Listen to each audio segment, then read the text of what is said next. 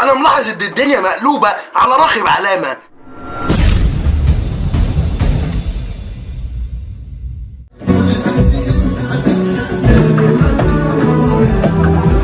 واتمنع من الغنى في مصر، وكمان مطلوب للتحقيق.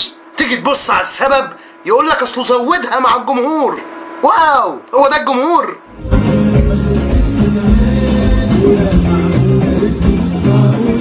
انا مش هقول بقى هما جوازتهم فين، هو مش عارف ايه، الصياعه بتاعت ايجيبت غير الصياعه بتاعت مصر يا جماعه.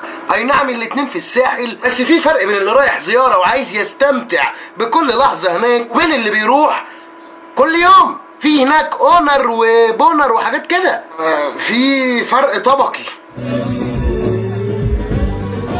مش دول اللي يتسألوا اجوازتهم فين، بالذات ان راغب علامة من نوعية الناس اللي ما بتحبش تقول لا، ما بيحبوش يكسفوا الجمهور، وده معروف عنه على فكرة، خصوصا لما النسوان تسخن عليه ويجروا في احضانه والشغل ده.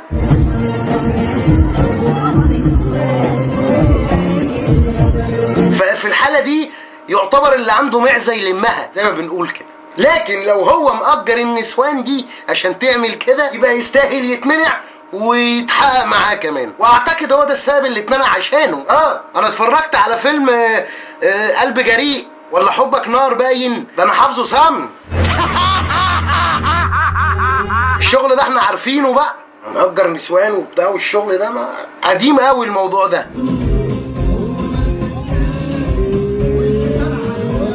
الخلاصة لو هنفتح تحقيق مع راغب علامة، فكان في الحفلة اللي جنبه تقريبا برضه في الساحل الفنانة روبي والفنان أحمد سعد.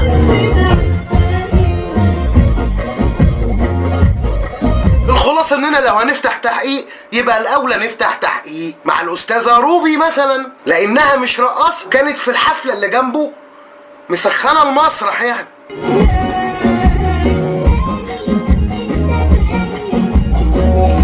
وهي موجودة بصفة مطربة مش رقاصة، بصرف النظر عن بنطلون المراكبية اللي لابسه استاذ احمد سعد، احترامي المراكبية طبعا اللي بيلبسوه انضف من ده مليون مرة. فما ينفعش نفتح تحقيق مع ده ونسيب ده ودي. بصراحة الاتنين كانوا في مكان واحد، راغب علامة في حفلة سكاي بار في الساحل برضه باين، حفلة احمد غروبي في مهرجان مراسي اللي برضه في الساحل، يعني الاتنين في مصر.